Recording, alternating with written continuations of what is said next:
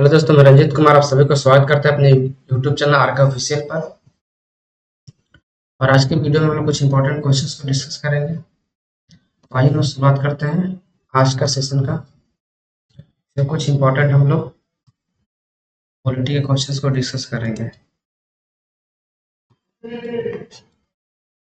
चलिए सेशन की शुरुआत करते हैं पहला क्वेश्चन से। अगर चैनल पे पहली बार आए हैं तो प्लीज चैनल को आप सब्सक्राइब कर लीजिए। अगर वीडियो पसंद आएगा तो आप वीडियो को लाइक भी कर दीजिए। तो आइए हम लोग आज का सेशन की शुरुआत करते हैं पहला क्वेश्चन से।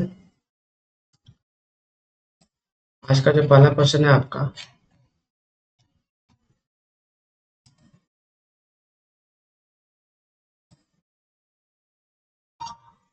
चलिए पहला क्वेश्चन है आज का आपका।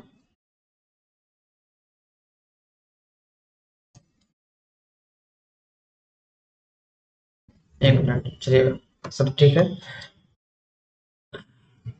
आज का जो पहला क्वेश्चन है वह है कि लोकसभा में राज्यों को किस आधार पर सीटों का आवंटन होता है। तो लोकसभा में जो राज्यों को जो सीट जो दिया जाता है वो किस आधार पर दिया जाता है। तो आपको जनसंख्या के आधार पर दिया जाता है। ऑप्शन नंबर फर्स्ट इसका सही आंसर हो जाएगा, आपका जनसंख्या के आधार पर दिया जाता है।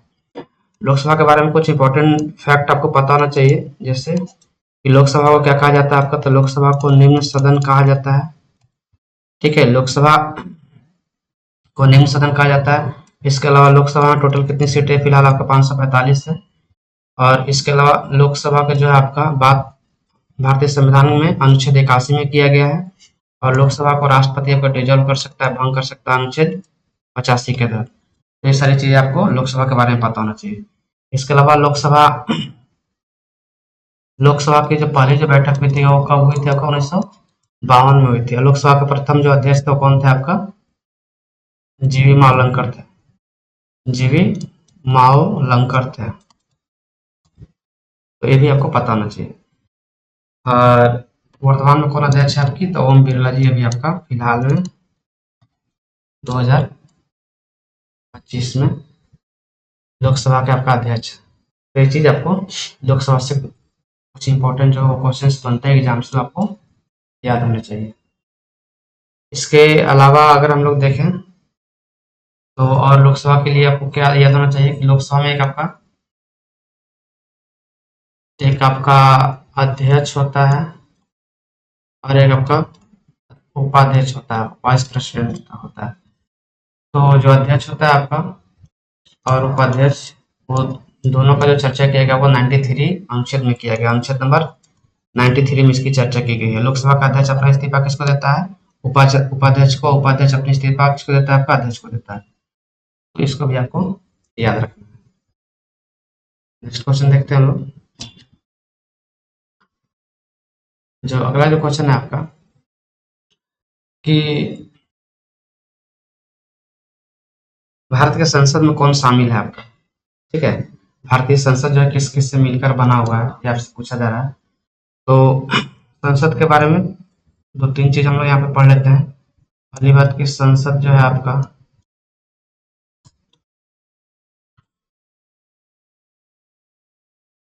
संसद का जो चर्चा किया गया है आपका वो आर्टिकल 79 में किया गया है। और संसद में जो आपका एक होता है आपका लोकसभा, एक आपका राज्यसभा और एक राष्ट्रपति, इन तीनों के मिलकर बना हुआ है। लोकसभा की चर्चा अनुच्छेद 81 में है, राज्यसभा की चर्चा 80 में है। भारत में आपका उपराष्ट्रपति होगा, इसकी 52 में अनुच्छेद 52 में चर्चा की गई है। संसद को और किस नाम से हम लोग जानते हैं, तो संसद को हम लोग और विधायिका के नाम से भी जानते हैं। संसद को हम लोग विधायिका के नाम से भी जानते हैं, ये चीज भी आपको याद होना चाहिए। और देश में जो कानून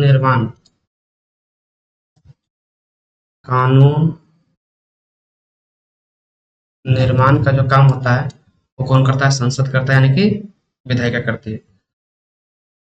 तो ये सारी चीज आपको संसद के बारे में याद होनी चाहिए। इसके अलावा संसद की जो 3 सत्र होती है, अच्छा तो ज्यादा सत्र भी होती है लेकिन मेनली आपका 3 सत्र ही होता है आपका। एक आपका बजट सत्र होता है, एक आपका मानसून सत्र होता है और एक आपका शीतकालीन सत्र होता है। मेनली आपका ये 3 सत्र होता है, तो इसको भी आपको याद रखना है। कम से कम 3 सत्र आपका साल में होते ही होते हैं आपका संसद में। तो इसका इस क्वेश्चन का आंसर क्या हो जाएगा कि भारत के संसद में कौन कौन शामिल है, तो आपका ऑप्शन नंबर 4 हो जाएगा राष्ट्रपति और संसद के दोनों सदन, यानी कि लोकसभा और राज्यसभा। चलिए नेक्स्ट क्वेश्चन देखते हैं। क्वेश्चन नंबर हम लोग 3। क्वेश्चन नंबर 3 आपका है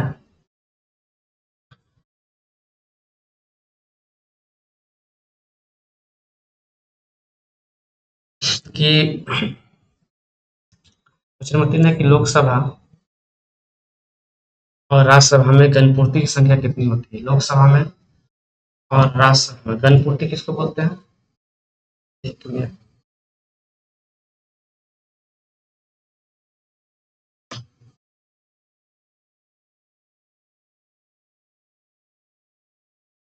लोकसभा में गणपूर्ति किसको बोलते हैं?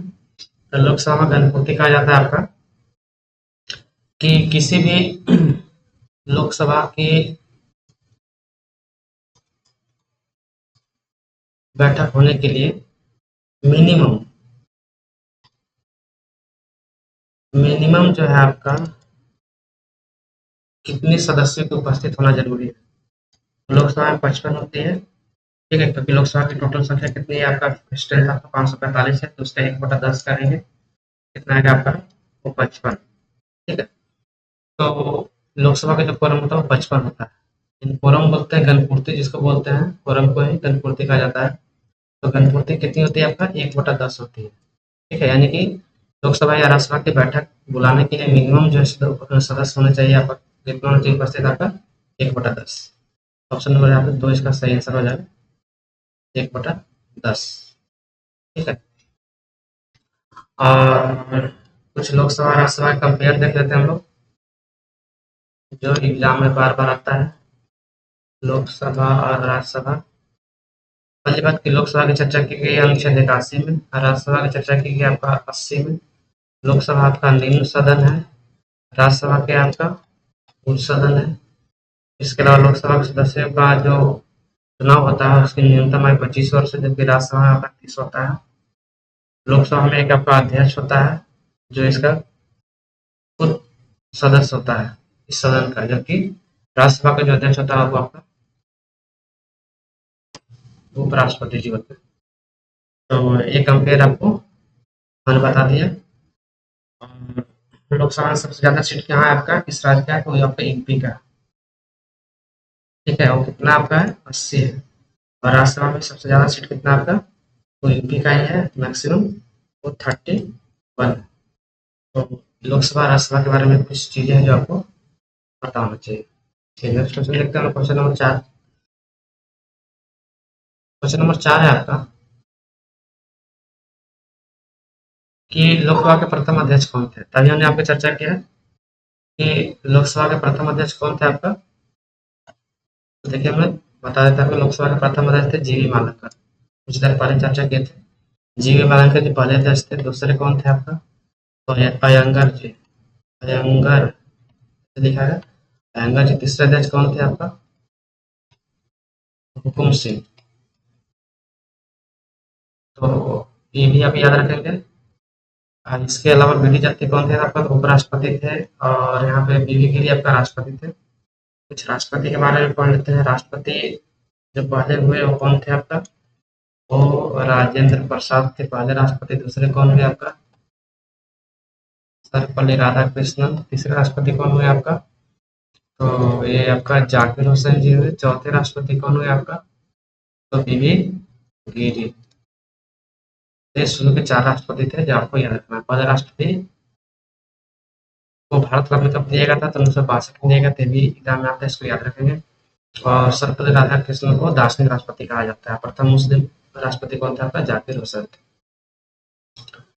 तो हमें लगता है यहाँ पे इतना सारा फैक्ट आपका काफी है राष्ट्रपति के लिए। और एक और राष्ट्रपति का नाम याद रखिए आप कि ज्ञानी जैल सिंह, भी एग्जाम में बताता है, ज्ञानी जैल सिंह। ये आपके पहले ऐसे राष्ट्रपति थे जिन्होंने आपका पैकेट वीटो का प्रयोग किया था, पैकेट वीटो का प्रयोग किया था। इनके बारे में भी आपको इन्फॉर्मेशन पता होना चाहिए। ठीक है, पहले एक दलित राष्ट्रपति कौन है आपका? के आर नारायण जी हुए, के आर नारायणन जी हुए। और पहले वैज्ञानिक राष्ट्रपति कौन हुए, या जिसको बोला जाता है अराजनीतिक राष्ट्रपति कौन हुए? तो एपीजे अब्दुल कलाम। ठीक है, इनको मिसाइल मैन ऑफ इंडिया भी कहा जाता है। इनकी एक किताब है, आपको भी याद रखना है, इग्नाइटेड, बार में आता है। इसके अलावा विजन 2020, इनका किताब एग्जाम में बार बार पूछा जाता है। तो यहाँ पर इतना काफी है। नेक्स्ट क्वेश्चन देखते हैं, क्वेश्चन नंबर 5।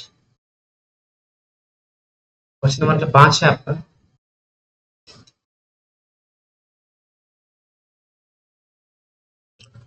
क्वेश्चन नंबर 5 कह रहा है आपको कि मिनट, यहाँ पर विजिबल नहीं दिख रहा होगा, क्वेश्चन नंबर 5 नहीं दिख रहा होगा, एक मिनट।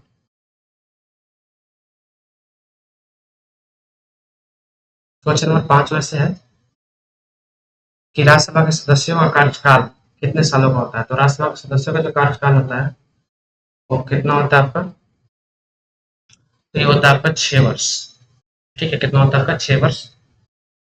इसको याद रखना आपको, राज्यसभा का सदस्यों का कार्यकाल कितना होता है? 6 वर्ष। हमने राज्यसभा और लोकसभा के बारे में ये कंपेयर बताए थे आपको कि राज्यसभा के सदस्यों का कार्यकाल 6 वर्ष, लोकसभा के सदस्यों का कार्यकाल 5 वर्ष। राज्यसभा के जो सदस्य चुने जाते हैं उनके न्यूनतम कितना होना चाहिए? आयु 30 वर्ष होना चाहिए, जबकि लोकसभा के लिए आपको चुनने के लिए 25 वर्ष होना चाहिए। राज्यसभा की चर्चा किया गया अनुच्छेद आपका 80 में, लोकसभा की चर्चा किया 81 में। राज्यसभा के जो सभापति होते हैं उपराष्ट्रपति जी होते हैं, और इसका लोकसभा का अध्यक्ष जो होता है आपका, उसके लोकसभा के सदस्य होते हैं कोई। और लोकसभा का गठन 1952 में हुआ था, और राज्यसभा का भी गठन 1952 में हुआ था। लोकसभा के प्रथम अध्यक्ष कौन थे आपका? तो जीवी मावलंकर थे, अभी हमने बताया था आपको। तो ये सारे फैक्ट आपको याद रखना है। क्वेश्चन नंबर हम लोग नेक्स्ट देखते हैं। नेक्स्ट जो क्वेश्चन है आपका, क्वेश्चन नंबर 6।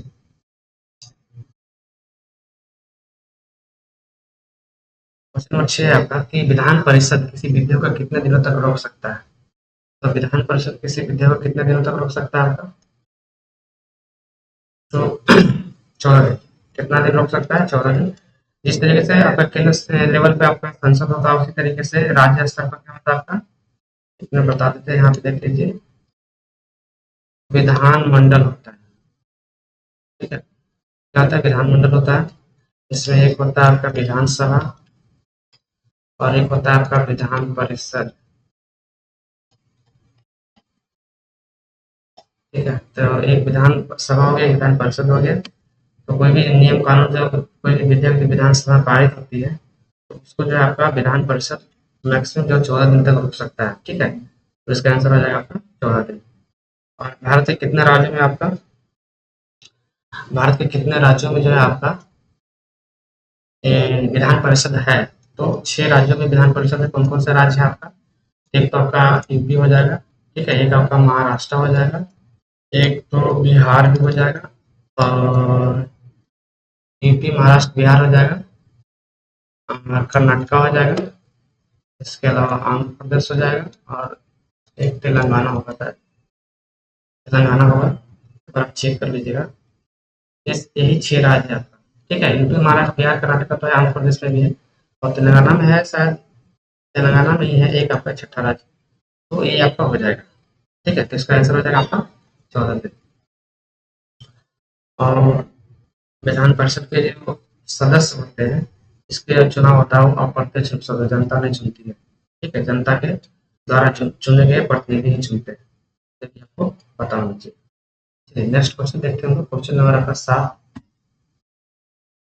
क्वेश्चन नंबर 7 है आपका कि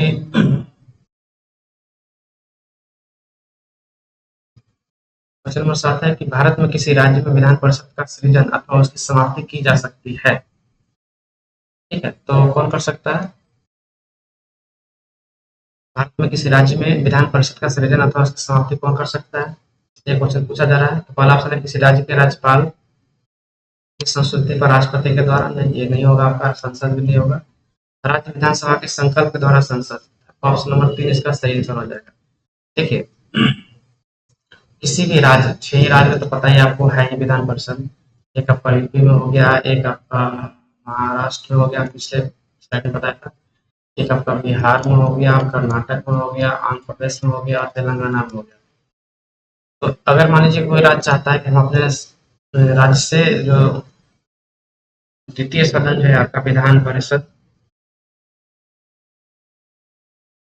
ठीक है, विधान परिषद, उसको हम हटा दें।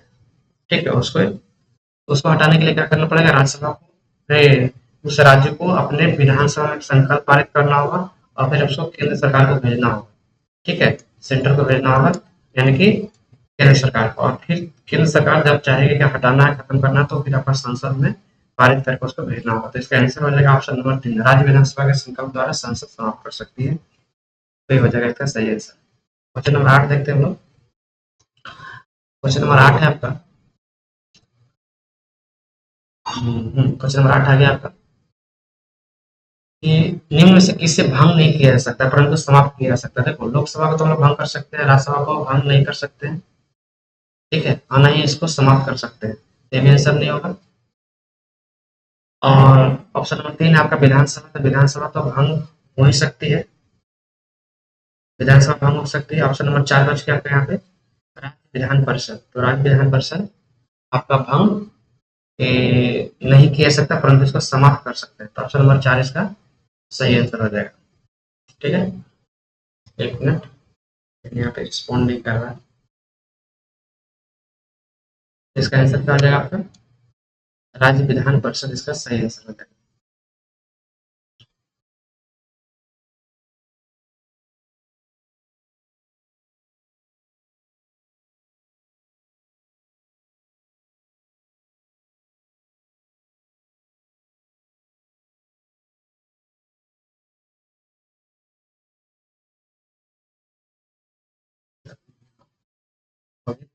तो इसका सही आंसर हो जाएगा आपका, ये राज्य विधान परिषद होता है। ठीक है, और लोकसभा इस सबके बारे में हमने अभी चर्चा कर ली थी। फिर एक बार बताते हैं कि लोकसभा के आपका निम्न सदन है, राज्यसभा के आपका उच्च सदन है। लोकसभा की चर्चा की हम चले 80 में, राज्यसभा के 80 में।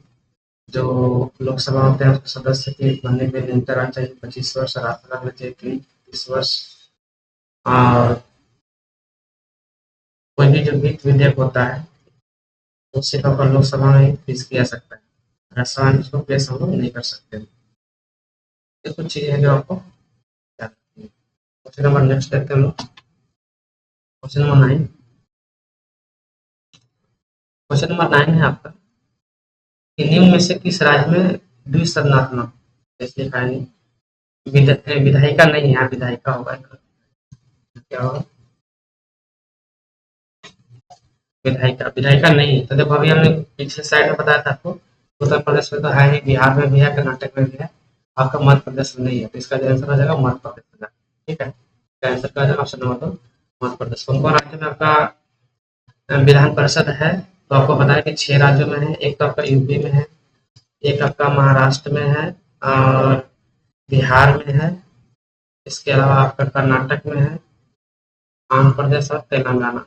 ठीक है, तो ये सारे 6 राज्य हैं जहाँ पे आपका विधान परिषद है।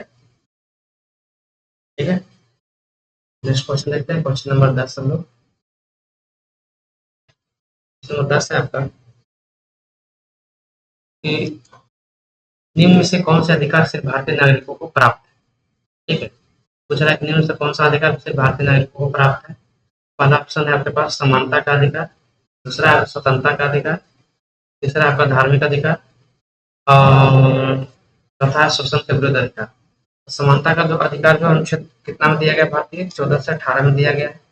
स्वतंत्रता का अधिकार कितना अनुच्छेद में दिया गया आपका? तो 19 से लेकर 22 में दिया गया है। धार्मिक स्वतंत्रता का अधिकार 25 से लेकर 28 में दिया गया है।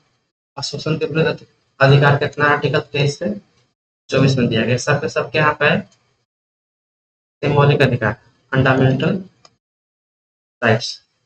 तो इसमें जो क्वेश्चन पूछा है कि कौन से अधिकार ऐसे हैं जो सिर्फ भारतीय नागरिकों को प्राप्त है। तो यहाँ पे हम एक चार्ट बनाते हैं कि ओनली इंडियन,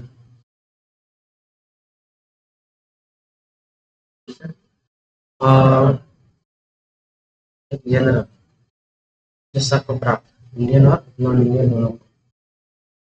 तो ओनली इंडियन को कौन कौन सा अधिकार प्राप्त है? एक तो अनुच्छेद 15, एक अनुच्छेद 16, एक 19 और एक 29 और एक 30।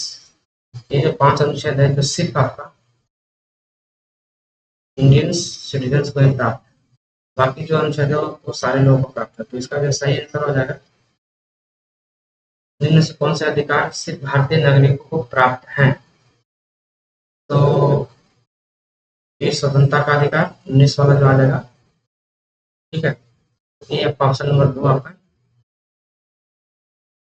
सही हो जाएगा, ऑप्शन नंबर 2 आर्टिकल 19।